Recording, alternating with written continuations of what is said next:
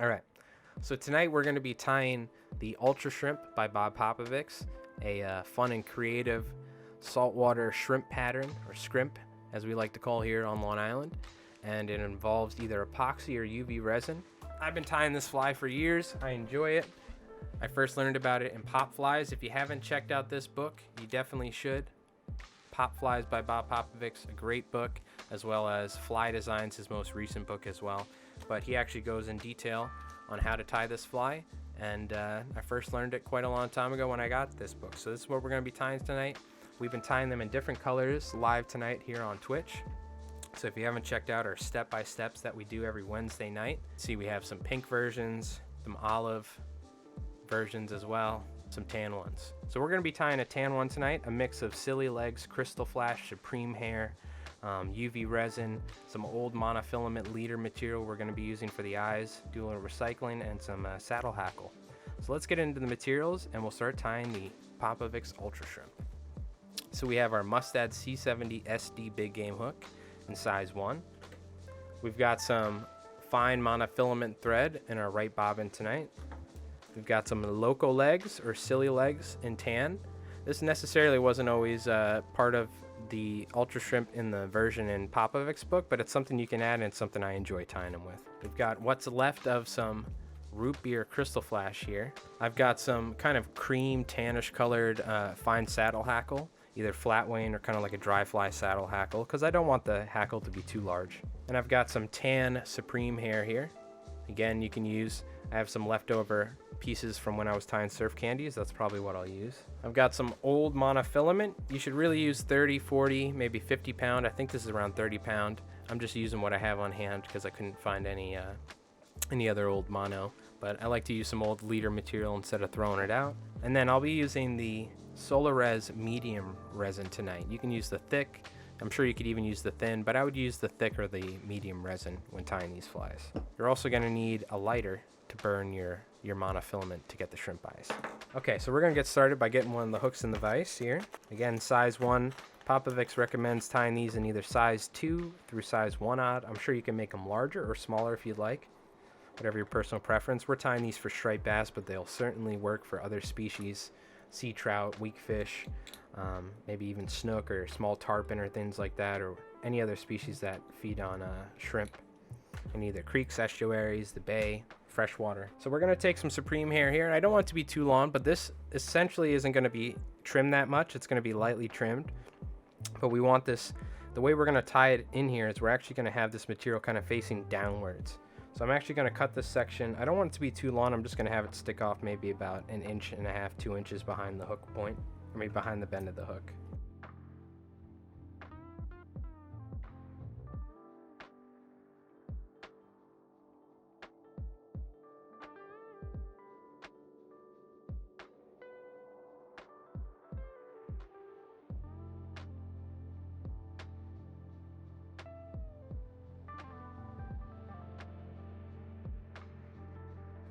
Okay, so you want that material to kind of be facing down somewhat. Again, you can kind of take the material and kind of pull it down. I kind of like to split it on the top here so that the material kind of faces down somewhat. And I'll move it back so it's just a little bit easier to work with on the hook shank. So now we're going to take another section here. And I found if you tie this a little too sparse, you don't use enough Supreme Hair, it kind of doesn't have the look that you're going for if you're trying to emulate just what Bob Popovic is doing. Exactly, but again, with saltwater fly tying, you can always fit it the fly to whatever your needs are. But we're going to go shorter this time, maybe about half the length. And we're going to tie that just like that, right on top. Again, making sure we grab enough hair here so that it's got a thick enough shrimp body. Grab a little bit more, just like that, and then we're good. We'll cut that, trim it nice and neat, so we can tie this on here. Again, I don't want it to be too long. Try and make sure I manage it here.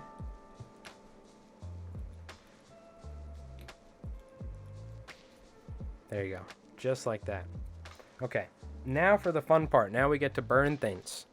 Again, be careful when doing this. Make sure you don't get any molten mono on your hands because that'll definitely burn you up. But we're gonna grab some monofilament. I always cut it a little bit longer than I think I'm gonna need it. And then what we're gonna do is we're actually gonna burn this mono to where it kind of catches fire lightly and starts to to bubble like that, or kind of, melt up and form a ball. That's what we're looking for. I like to let it kind of cool down for a second, then I'll hit it again, and you'll see it'll essentially kind of grow in size. So if you do, let's say, use a heavier gauge mono, or thickness of mono, and let's say use like hard Mason's mono, you can get some pretty big shrimp eyes. These are kind of small, but they're certainly going to work for what we're trying to do. I'm just going to let them dry before I try and put them on there. I always try and test them out with my hands here to make sure they're not going to stick to the material at all. So what we're going to do is we're going to get our shrimp eye, and we're just going to tie it off the side, just like this. I don't want them to go too far back, but I want them to be far enough back that we can kind of see them well enough.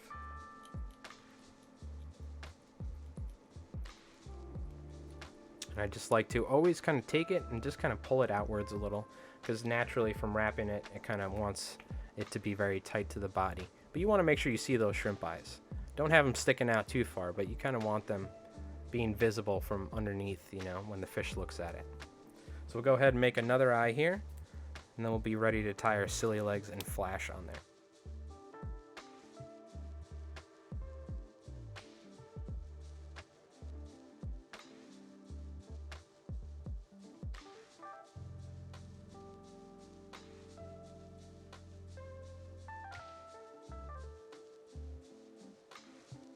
So now what we're going to do is we're going to take, we have our two eyes in there, you can see. We're going to take our kind of tan colored saddle hackle here.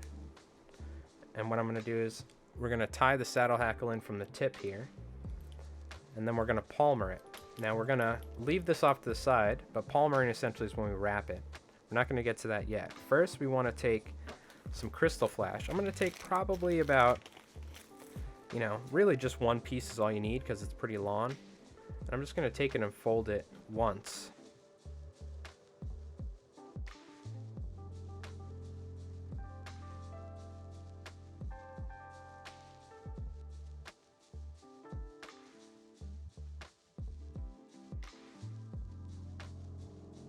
But we have our Krystal Flash hanging off back here. And now we could take some tan Sili Legs. And I'm going to take just 2 of them, and I'm going to fold them in half because we don't need them to be super long. They have these little kind of tag ends where they connect, so I'm going to cut those off. And then what I can do is I can take my legs, fold it in half. And all I need to do is just kind of wrap it around the body and then tie it like so. I kind of want these legs to be on top. And that's just going to have a little bit more extra movement in the water. It's not necessary. You can just use Krystal Flash. It doesn't call for Sili Legs in the original one, but just kind of a nice addition. He does use Sili Legs in a fly not too different from this, which is a squid fly, which is incorporates epoxy as well in the epoxy section. So we're just wrapping our saddle hackle here, and while I do that, I want to make sure the feathers curve naturally backwards, and that I also guide the feathers so they kind of flow backwards. I don't want them to be facing forwards and have too much resistance on them. I'm just going to tie off our saddle hackle here. So we're going to grab some more tan here. And this is the last section of the fly that we're actually going to tie on. The rest of it's all either epoxy or UV resin, and then trimming it. But you'll see Popovic in the book leaves this pretty long because you want to be able to grab it. Realistically, when we trim the material, this upper section of Supreme hair is only going to go about this far back. Okay? But what we need to do is we need to actually pull this material back when we trim it. And you'll see, we're actually going to trim the saddle hackle here so it'll lay flat. But first, let's get our material kind of cut out to the size that we want. The other thing is you need to leave a little bit of Supreme hair sticking off the front of the hook. Just a little bit though, you don't want too much or otherwise it might wrap around your leader material. In the book, Popovic shows, I guess to help with the shape, we're going to trim the saddle hackle on top, so essentially it's flat, as you can see. I've left this step out before and just tied it with the saddle hackle untrimmed, and it works very well. But this is kind of staying true to how Popovic ties his in terms of that style, trimming that. And then what I always like to do is I always like to wrap in front of it so it kind of flares slightly up, and then I'm just going to throw a couple whip finishes in here and then we're ready to glue this thing up and trim it up. I can always clean up the hook eye after. I have a nice cauterizing tool if I need to. So the whole idea, what we're going to do is we want to pull that material back. Now, a little side note here, I found while tying these throughout the Twitch stream earlier, we're trying to get them as close to Bob Popovic's version in the book as possible. A couple times what I did is I didn't add enough Supreme here and I pulled it too tight. And then what happened is this material here, you kind of want it to be tall. You want it to be standing tall because we need to trim it to get a very specific shape. So one of the reasons why we left the material on top longer is because we want to pull it back so we can control it while we're gluing it. Now the one thing is I don't want to pull it too tight. I kind of just want to hold it to where we have this nice tall section here because we want to trim this at an angle and get a nice shrimp appearance to it. And again, before applying the resin here, we don't apply any epoxy or resin in front of the hook eye because that'll impede with the leader material Popovic talks about. And the other thing is you don't want to get any epoxy on the feathers on the side. So we're going to purely try and get it on top, and we're going to go just about a little bit past the bend of the hook, right about here. We don't want to go too far from that because if we go farther back, that might impede with the hookup ratio of fish biting or successfully hooking when they bite the fly. So we're going to get our resin here, and I'm going to hold this material and try and get the profile that I'm looking for, kind of just like this. Not too tight. But again, kind of hold that shape. Very similar style on how we tie our surf candies. You know, we like to pull the Supreme hair back and then kind of apply the UV resin on top, and we can kind of, you know, manage the shape of the overall fly by how much tension we pull back on the material. Oh, screwed that up, but that's all right. Just kind of clean that up. Try not to get resin in front of the hook eye.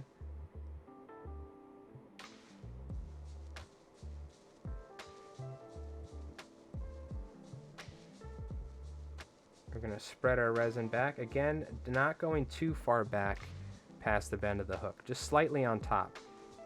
You can see I'll show you with my bodkin here. The way I go with the resin, I kind of go at an angle like this. You see how it kind of goes back and then goes further in towards the bottom?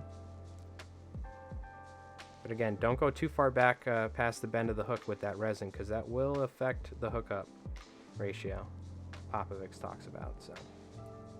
And Popovic knows his flies, that's for sure. So now we're going to just hit it with the light to kind of keep it where it is. The beauty of UV resin is that you don't need to wait for the epoxy to dry. Almost instantly, it hardens up within about 10 seconds. This will be completely cured and pretty much ready to fish. So you don't need to, you can see trying to get more intricate shapes with bait fish flies, shrimp flies, crab flies, it's much easier using UV resin when it comes to trying to manipulate the material. But that being said, most of these flies were all originally developed with epoxy. And that's what we used for many, many years until the resin came out, or UV resin came on the scene. And of course, there's many different types of resins, but we mainly use Solarez. This is the medium resin gin. I've been using the medium resin as opposed to the thick for a lot of this sort of stuff. I still use the thick from time to time, but the medium resin works really well, and it's a little bit quicker when it comes to working with the fly commercially because I don't need to wait for that resin to come flowing out of the tip, you know.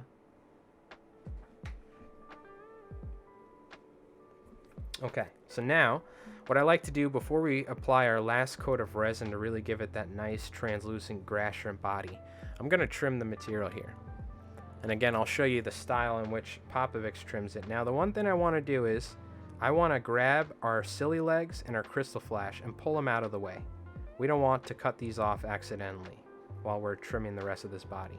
So I'm going to grab this material, and I'm just going to grab the Krystal Flash and Sili Legs, just like when we tie a merkin crab fly or something, and I'm going to pull that material down.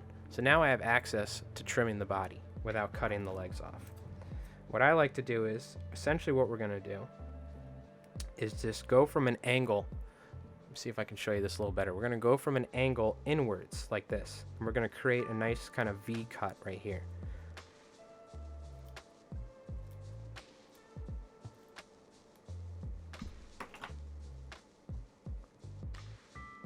Just like that.